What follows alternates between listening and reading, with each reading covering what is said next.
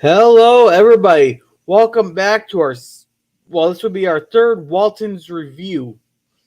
That's the second episode of season one called The Carnival. With me, I got Resolute Germ. How are you today, Germ? Not too bad. How you doing, girl? Pretty good. My dumbass didn't start supper till like 5 minutes ago, so I'll have to get up here in a minute to go stir my sausages. No problem. All right. But we'll start this out like we normally do on it. I just got that's the link I want. We'll start out with the prologue there. That's always read by John Boy, which was Richard something, but it was few strangers have ever come to Walton's Mountain. We got our news from the outside world, from the radio, or from the occasional copy of a magazine. But I remember when I was about 17, four visitors arrived and gave me my first unexpected glimpse of the world beyond our mountain. It's kind of nice having that little beginning epilogue thing. That's the one thing I really enjoyed about this show. But Yeah, there's let you know what was gonna happen, what to expect. yeah. Surprise isn't something you really need from a show like this. All right, just a sec.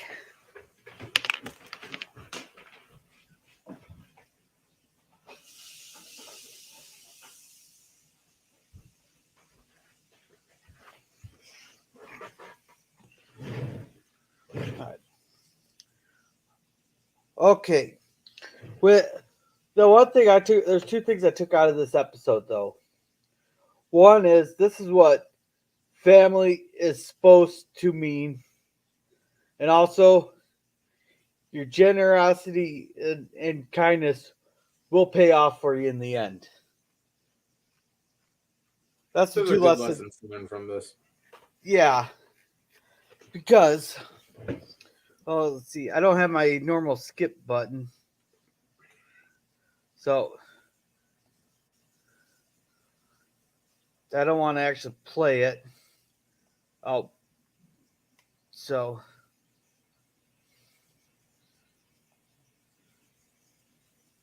uh, this is where we get the epilogue there. John Boy's writing. You ever notice that the train always happens at the exact same time every day? Like they could set the clock to the train. Yeah, road used to be a lot more reliable than it is today. Thinking back Yeah. then, it had to be. Oh, okay. Man, can you just imagine going to the carnival and it costs you $2, and then not only that, you for $2 for 7 people plus you get cotton candy. Yeah, inflation is a real bitch. Yeah. So now I gotta get back to the screen. I was looking at the. So yeah, they're sitting there counting, and they get all washed up there. Oh, damn it! It keeps.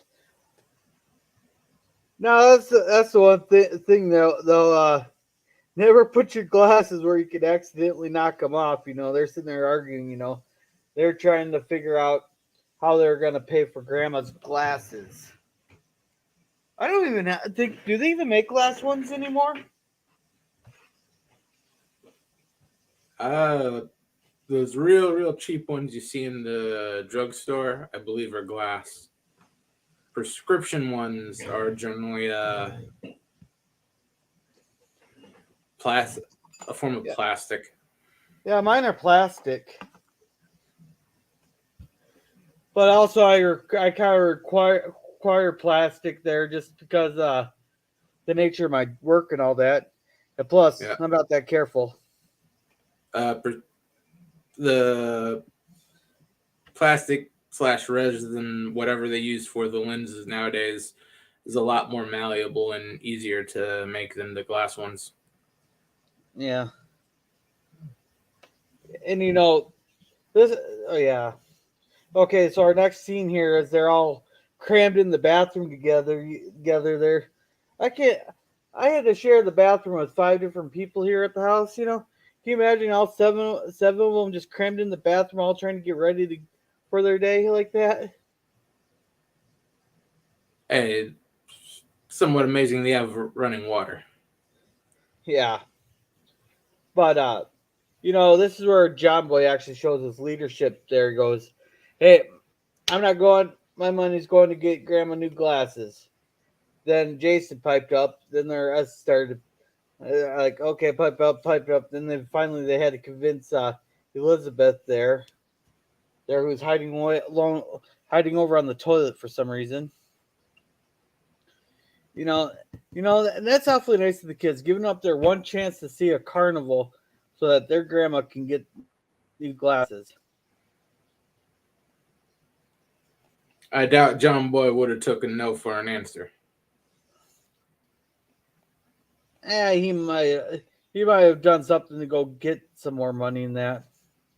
And here, it's funny that it's like you can see later on in the scene. You can see Olivia there just smiling as John Boy's trying to give Grandma the money, and they're like, Grandma's trying to say no. She'll make do without it. Because they never borrow. That's the one thing they always say. They never borrow money from anybody. They always either exchange favors or they pay for it in cash. That's You always know. a good option. If you can Yeah. avoid it, don't borrow money. Oh yes. Don't lend money either, because you never know when someone's gonna be a deadbeat and welch out on what they owe you. Well, it depends on who's doing the money borrowing there because well, for example, at work there, I used to when I was doing dishes and all that, I covered for people so many times there I covered for a lot of them a lot of times there.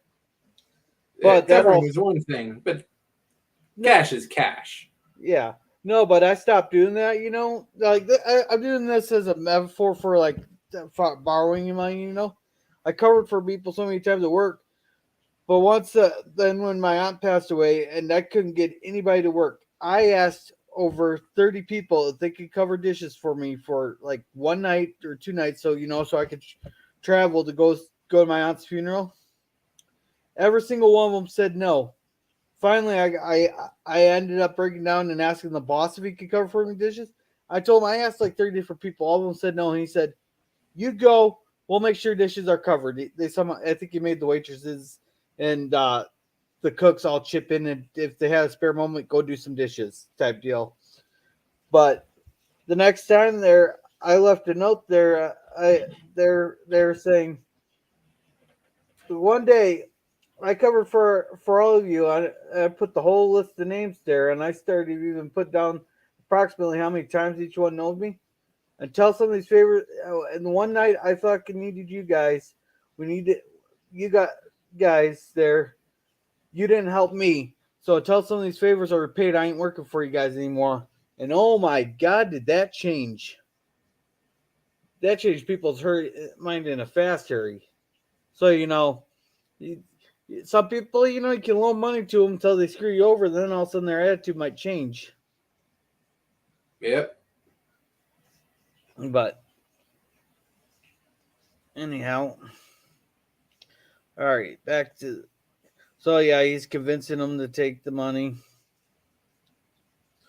I accidentally started watching the wrong one there. The wrong episode there. I was watching the calf. It took me about 20 minutes into that episode. I was like, wait. This ain't the carnival one. That's next week's. Yeah, you remember this snotty little bitch, don't you? Then I say that from the bottom of my heart. That's John Boy, the girl that John Boy likes, friend, isn't it? No. That was a different gal. This one's about Mary Ellen's age. So I think she's Okay. in Mary Ellen's class, or if not, a little bit younger. But yeah, she's being snobby about how everybody got to go to the carnival, but you guys didn't. You guys didn't. This would have been the best episode ever if Mary Ellen just charged her and just started pummeling the shit out of her.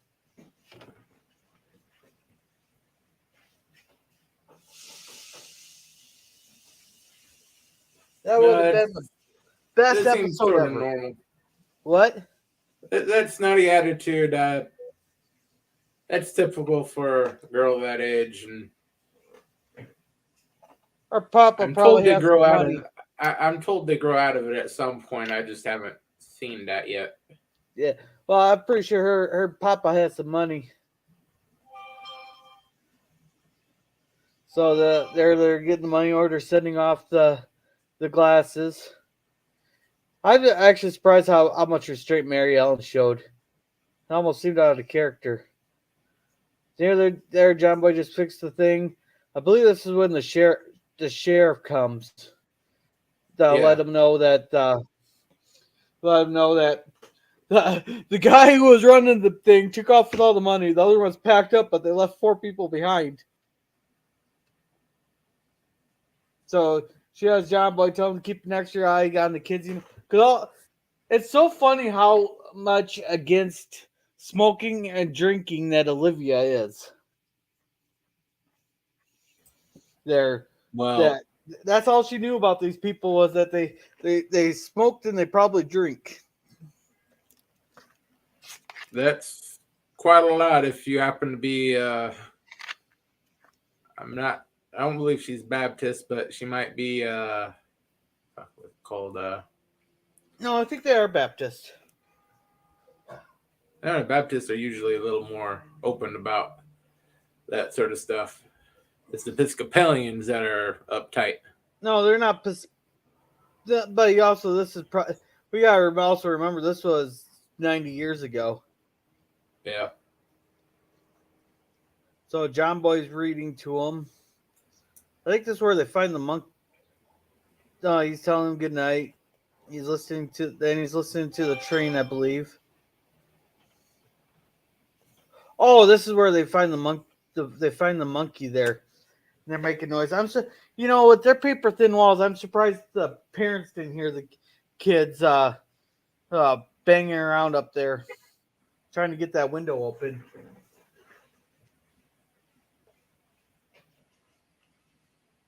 Oh, I'm sure those walls are nice and tough. No shoddy construction there. That home's maybe 50, 100 years old, even then. Yeah, but you think the parents will have heard them beating around going, "What are you kids doing out of bed?" Well, actually, they don't really yell at their kids. But their kids also don't need to be yelled at. They just need like a stern voice. Yeah. They were very well-behaved kids. Yeah. Then John Boy has to come in and tells them that, there's the monkey. Then John Boy has to tell them to get back in bed before they all get a licking. Cause I'm pretty sure back then, it didn't matter who did it. If something broke, everyone was getting an ass whooping. The one for the one who did it, the other for the others for letting it happen, or someone misbehaved. Good impartial justice. That'd be a good way to keep the kids in line. Is one acts up, they all get an ass whooping.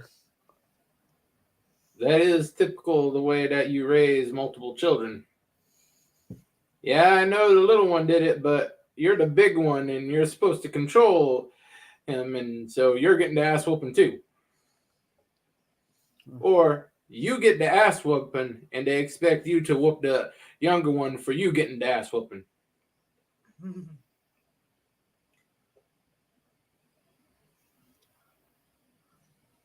All right. So yeah, they find the monkey. And John goes back to his room, listening to the railroad. They think it's like a gremlin or something.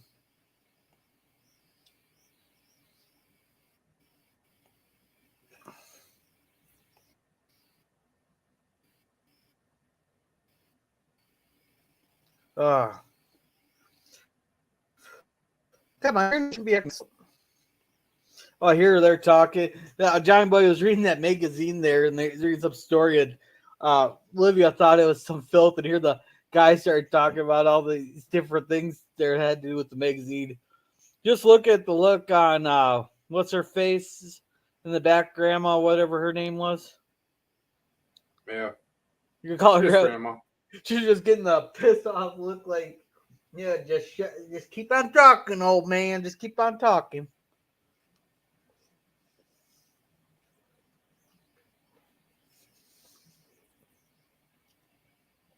Man, that's why he kept on talking. She got angrier and angrier. Hello, Captain. Hey there, Captain. How you doing tonight? Yeah, we're just sitting here reviewing the movie, and I'm pretty sure I'm gonna get a copyright strike. Oh shoot! Damn it! I'm pretty sure I'm gonna get a copyright strike on that one. Okay, so here they found the monkey in the tree, and they actually managed to talk it down, and they actually came such a friendly monkey. Then they follow it. And then they follow it to a barn in that. Yeah, Did that one guy have an Italian accent? very. That guy, did he have an Italian accent? What? Oh, Hungarian. He is I should stereotypical. have guessed. I think most circus performers are from the Eastern Europe, aren't they? Eastern and Southern, the poor parts of Europe. Yeah. Also, the fairly heavy gypsy areas of Europe. That's why you see a lot of them in the circus and similar type industries. Yeah. I don't know why gypsies get a bad rap.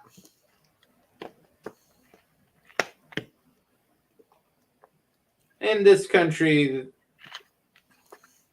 there's not really a problem. Eastern Europe, and especially during certain periods of time, they didn't like to stay still, and well, there was a bunch of plagues and whatnot going around, and someone who pops up randomly. Hey, you're new. It must be your fault. Yeah, that I suppose that does make sense there. There. And so yeah, they all introduce themselves and that.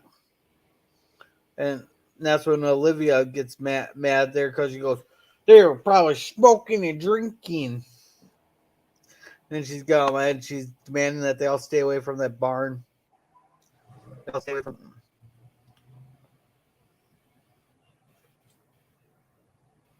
I don't know if it was an accident, but she is And definitely John, Episcopalian. They're the oh, here only I'll people Google it I've real seen quick. act that. Is either her interpretation of the very religious conservative mother or the writer's interpretation, or she was plain Episcopalian. They are the only ones I've seen besides Catholic act that hard up against drinking and smoking. Hey, come on now! Don't give us Catholics a bad name. I don't have to. The church's been doing that for 1,000 years. The hell is he doing to that car out there? I don't know. They're traditional Baptists.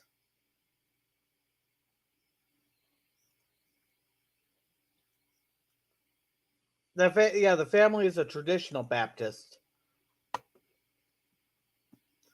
And I can't remember what John said in this thing here.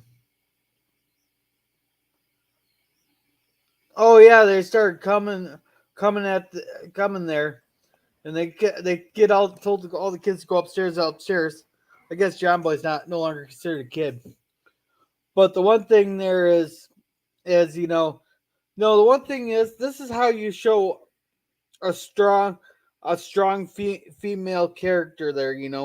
Like she said she didn't want the stuff here, but also she didn't backtalk John either when he put his foot down. Goes, we'd never turn anybody away from this table, and we're not going to start now.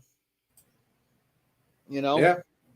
Both of them have their defined roles and their defined areas of in charge. Yeah, this is where you write the Because thing, where Olivia, yeah, she could say something, but if John says something else, she's not gonna sit there scoff or start yelling at him or scolding him. She'll respect his decision. yeah, As back then in the 30s, he was considered the head of. Well, yeah, he's the head of the household. I don't know, well, it's John's house, and his parent, or grandpa and grandma there just lived there, I think. But would it grandpa be considered the head of the household or John? it'd be John because he's the wage earner.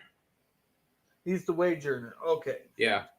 Oh, grandpa is The head money of the too. house is the patriarch, the one who's actually getting things done. The retired grandfather used to be the patriarch, and he's there more in an advisory role. It helps out when needed. Yeah.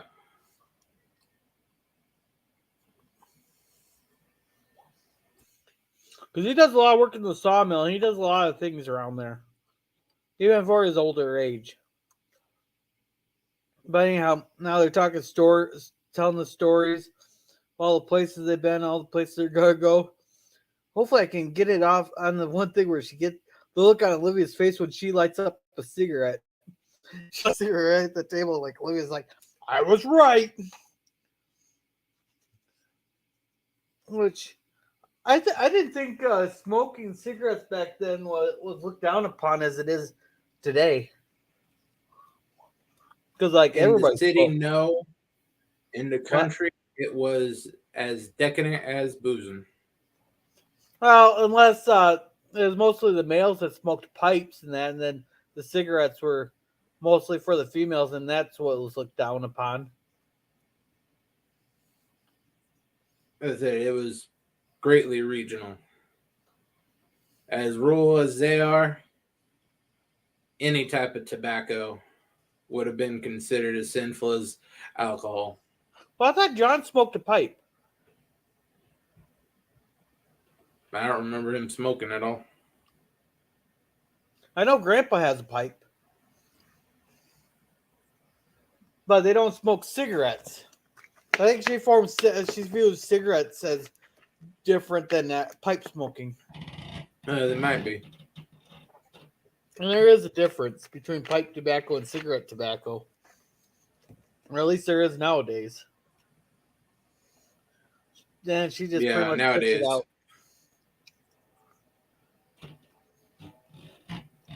And they're telling the stories, let's get there.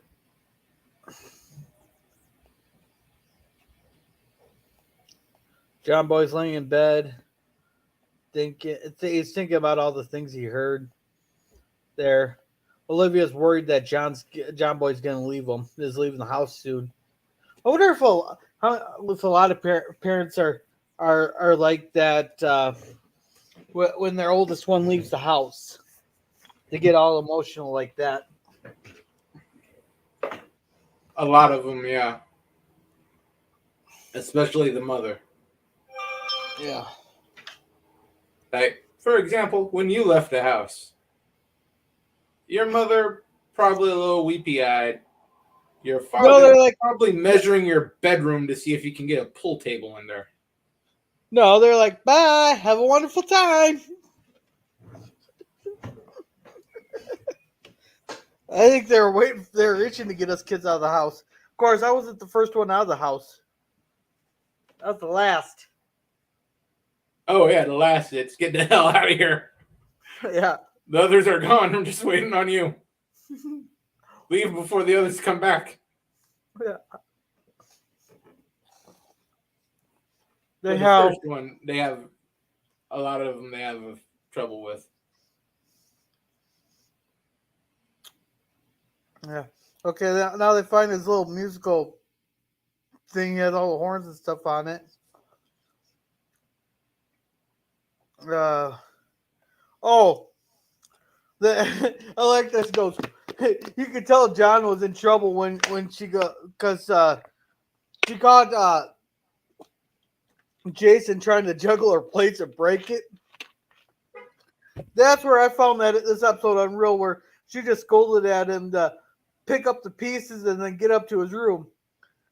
If that was my mama, I would have been getting my ass whooped. And then when my dad got home, I would have gotten another ass whooping for that.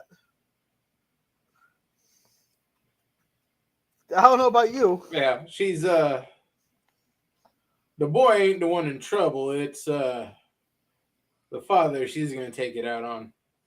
Yeah. So anyhow, you can tell John's in trouble when she goes, "Where's your son at?" And he just tells him, goes down to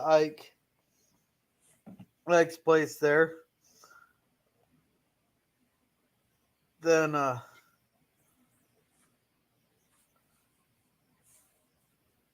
there's Mary Ellen. She decided to climb up to the roof there, and oh shoot, man, this is I missed my 30 seconds. Mary Ellen decided to climb the roof of the barn, doing the trapeze move there, and she's just pissed because they're doing that bad influence there. And you ever notice that punishments always seem like 10 Bible verses? Like she has to write down 10 Bible verses? Which to me, a lot of Bible verses are pretty short. It's pretty common in a lot of the more religious households.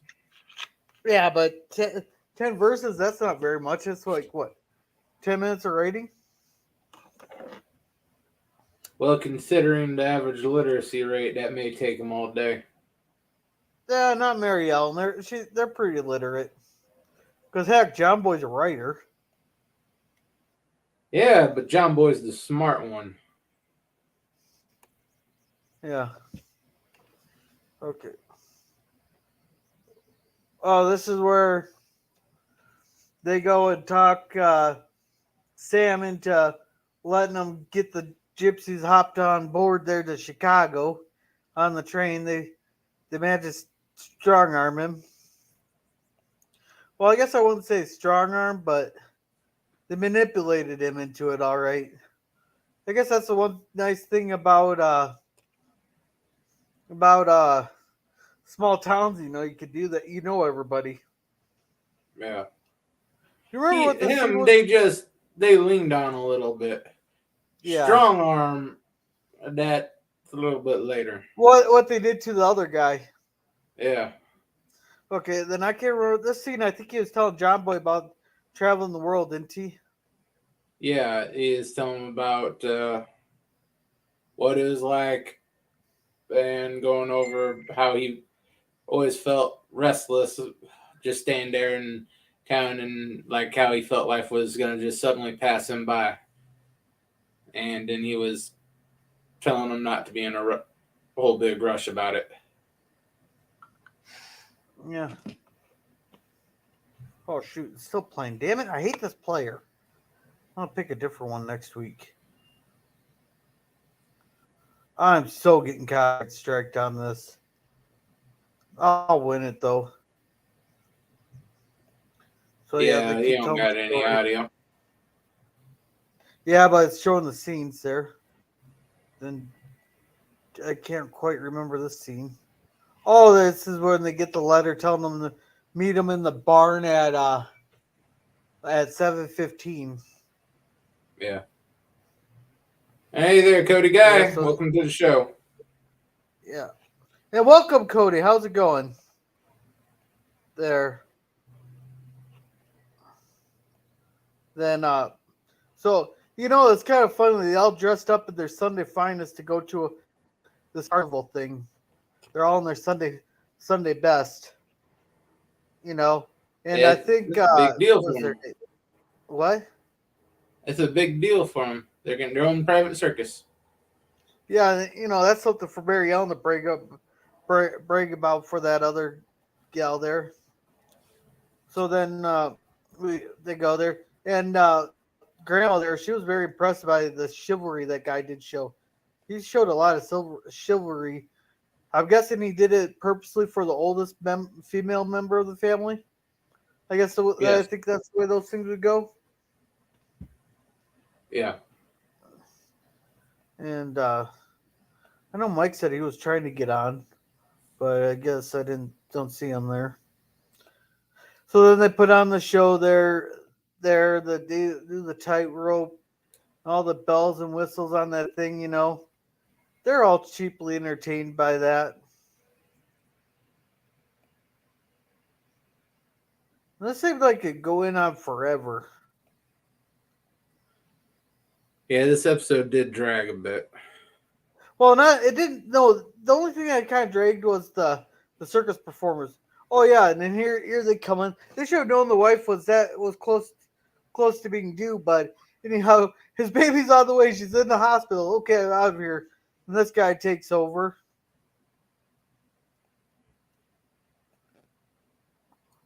Over there, so Yeah. then go back On to the one night he's actually needs to be there. But I guess your kid's more important. And they're Yeah. all dancing and singing, having a jolly good old time. Then they're packing it up. She gives Olivia the painting of flowers. And this is, I think this is the moment here with her giving the flower painting and that she changed her mind about the gypsies. And the one thing about it is, I think Olivia's jealous that she gets to travel. I think one of the biggest issues that Olivia was having is that this gal gets to travel all over the world and she has to stay at home, because she's the mother of 7 kids. But the other gal is jealous that Olivia gets to stay in one spot and raise a family. It's kind of me. Yeah. Hey, the grass is always greener. Well, I think it just shows you. It shows you. You don't always. You're not always get just because you think someone else's life is better. They might tonight. They someone else might want your life just as bad as you might want theirs. Yeah. Olivia compares it to just walking on that tightrope there, and it says she'll be able to do it. Okay, then I think she was afraid that John Boy was gonna go to take off on the train with them, but she stopped herself from saying it and just lets him go, say goodbye. Oh, then here they find out this guy here. He goes, he's about ready to call the sheriff. I was like, really? What was the railroad really that powerful that they could get someone arrested for violating the railroad's rules? Well, technically it was illegal. They're trespassing. I suppose trespassing. Yeah. It'd be the equivalent of someone jumping in the back of your pickup without permission. Yeah, so hey, give me a ride down there a couple miles, and no. And plus, it'd be like theft of service. Yeah, most likely. But also, I don't see much of the big deal if the boxcar is going to travel empty anyhow. If someone really needed to ride that bad, just let them hop in the boxcar.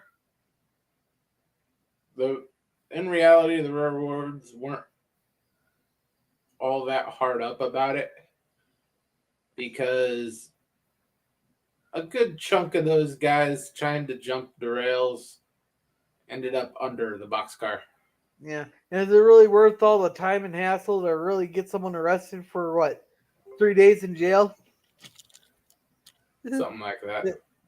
Well, I don't know if they're as lenient as they are now. Nowadays, nowadays the recommended they'll say, oh, that could be 30 days in jail. First offense, 3 days plus a fine. It really depended on what state they got you in for that. Yeah, I suppose. But anyhow, this is where they strong arm this guy. He goes, every Thursday night when your back's turned, 6 cases of bootleg whiskey ends up on that train there. Let's see what the sheriff has to say about that. And the guy's flabbergasted and asks him how he knows about that. He goes, "Oh, I can't quite remember who told me about that. But I suppose by the morning I can forget about the whole thing." Then they quickly. Grams had been sitting on that one for a long time.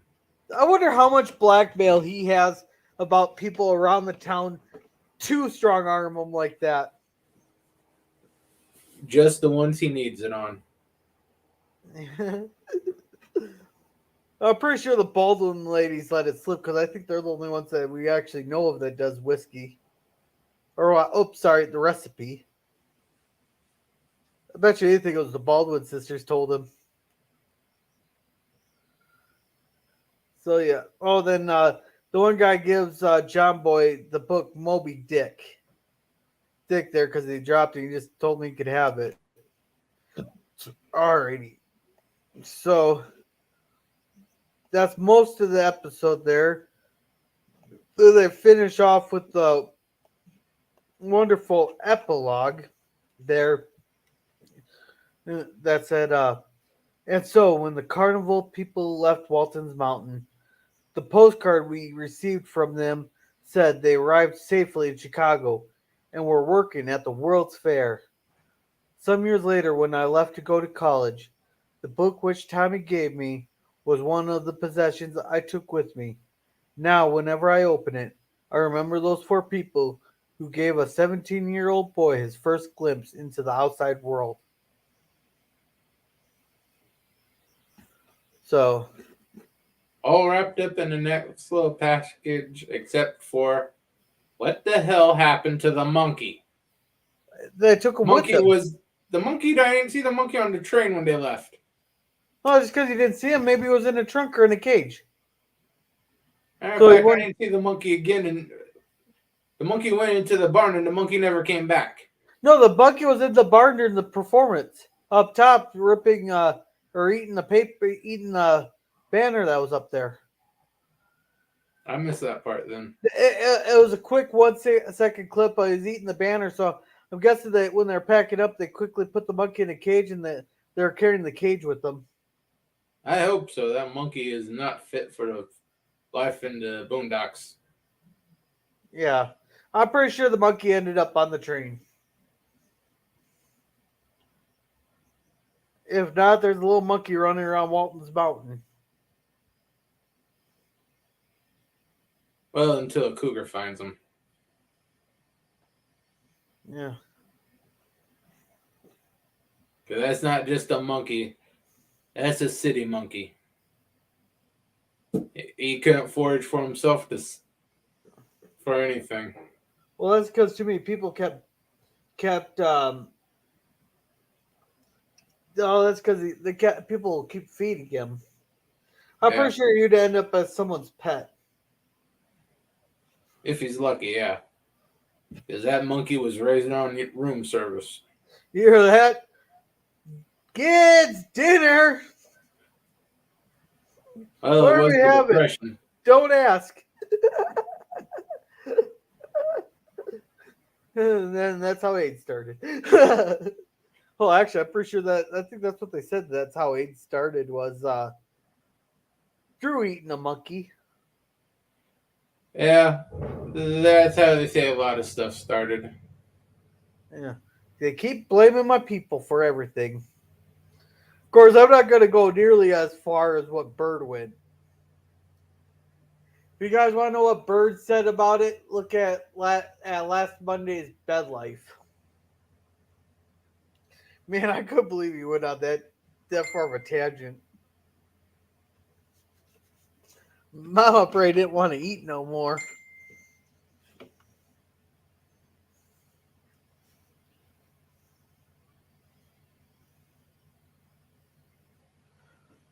So how would you rate it? Honestly, it dragged a lot compared to the movie and that first episode. So I'd have to drop it down to like a 2.5, 3. Out of? 5. Okay, I'm gonna do my rating out of a 10 there. This would have been a 10 out of 10 if Barry Allen will just charge that girl and start beating the shit out of her. That would have made this a 10 out of 10. But no, see, it didn't really drag too much for me. But like I said, this episode had a lot of good lessons in it. But that circus part or the carnival part did drag a little bit for me. So I'm gonna give it like a 7 out of 10.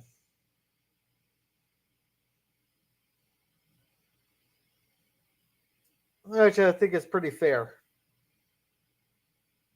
But of course, I'm a lot nicer than most people. Yeah, since you grew up with it, 7 sounds about right.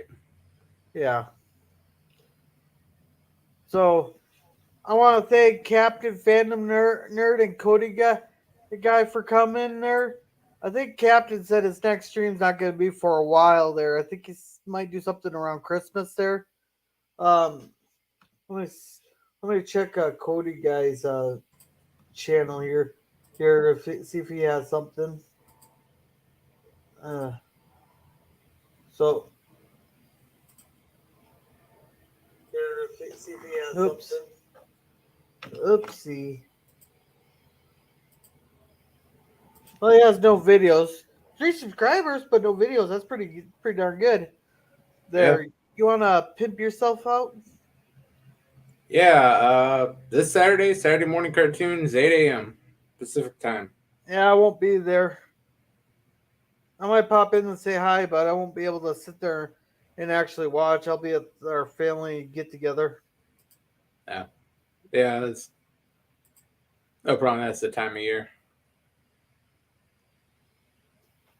So, yeah, our family get together is always the first weekend in December. So no Babylon 5 this week. No, nothing tomorrow because I'll be on the road all day tomorrow after work. I am gonna try like hell to get home by 6 o'clock on Sunday to do a Christmas Carol. I'm not. I think I might try to go with the original. I don't know yet which version I want to go with because there. Someone said there hasn't been a bad. I think it was you that said there hasn't been a bad one yet.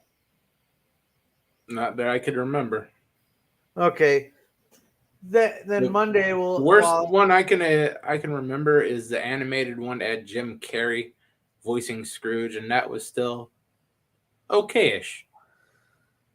Yeah, I'm not gonna do the Jim Carrey one. That's for the best. Jim Carrey's a bit of an asshole. Yeah, like I like a lot of his movies, but I'm not gonna sit there and if I can avoid that one there right now, because he's kind of a touchy subject with half the people are praising him, half the people are condemning him, and it's like I don't want that drama right now. Not especially if there's better versions out there. Definitely. Yeah, but then Monday with my Section 31 birthday, I'm not gonna do my birthday stream on Monday just because I want to drink and stuff. So I'm gonna do that. I'm gonna do a long stream on next Saturday, not this Saturday, but next Saturday. I'll be doing my Section 31 birthday. So, but Monday I will do a the 10th live anniversary of your 21st birthday type what? thing. What? 10-year anniversary of your 21st birthday type thing. Yep. Yeah, that was what I always love that joke with Ronald Reagan there when he said what was it? He said it's the 43rd anniversary of his 39th birthday or something like that. Yeah. Just remember, your liver is 10 years older and about 5,000 gallons of beer more fucked up. Well, actually, I really don't drink that all that often. Like when I drink, but I don't really drink that often. Or there's been times where like I go to the bar, 2 margaritas, I'm good. I don't drink to get fucked up no more. No more. Think back to 22. Oh shit! You're trying to make me remember my 22s. Oh. Yeah, just see that file not found when you look there, and yeah, you're pretty fucked up. Stream unavailable. I got YouTube censored on that one. And hey there, pop culture curator. Now, Hey, pop. on Mondays, Pop Culture does the animated series. There, we do. It's a lot of fun what we do with them doing those ones. They're. I'm not sure what the next episode we're reviewing. Usually, I don't figure that out until I'm like, oh shit, I gotta watch the episode. Which one are we doing? Then on Tuesdays, he's on anti-derivative Jill's channel. There where they do the Menage. Next week's they do TOS reviews, and I believe they're on the Menagerie. I don't care if I'm not even pronouncing that right. I don't care. But then on Wednesdays, after we get done with Stranger Things, we do 2 episodes of Gilligan's Island. There. But Monday, I think on Mondays there, I'm going to do about an hour-long streams after I get off of work there. And I'm going to call them Random Thoughts with Gorilla. Then I'm just going to have a different theme that we can all talk about, there. I'm not going to sit there and censor people there, and we could talk about the different stuff. But, like, I'm going to try to have, like, a theme, but we can voice our opinions as long as it's not going off like Kanye West did on Alex Jones' show today. I don't know if you've seen that yet. If you don't know what I'm talking about, clips. Look at the number 1 thing trending on Twitter right now. Pop culture, I gave it a 7 out of 10. Well, we had a really good conversation over this episode. You might want to rewind. Because we had a good conversation on this. I think we did. Yeah. Yeah, but I don't know if you've seen that thing with Kanye West and Alex Jones. It's just like, is he trying to get every single person in the country to fucking hate him? The main thing I've seen from it is a short little meme of Alex Jones' face just looking. Did this guy take out half of his brain or something? He's just staring like he's fucking insane. Well, half the shit Alex Jones says, and he made Alex Jones feel uncomfortable on his own show. Yeah. Let's just That's say the general idea I got from it. Well, Kanye West was praising a certain national socialist group in the 1930s, along with the little mustache man. Yeah.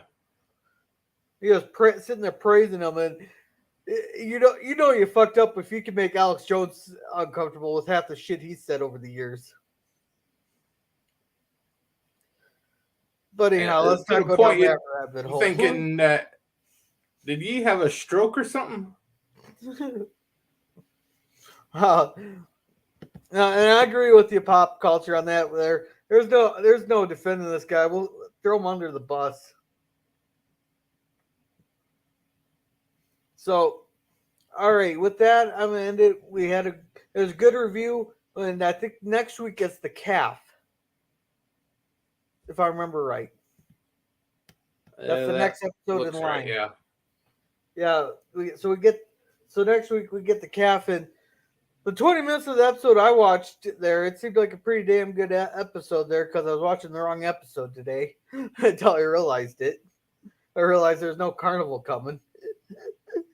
But so anyhow, you guys have a good night, and remember to be a gorilla.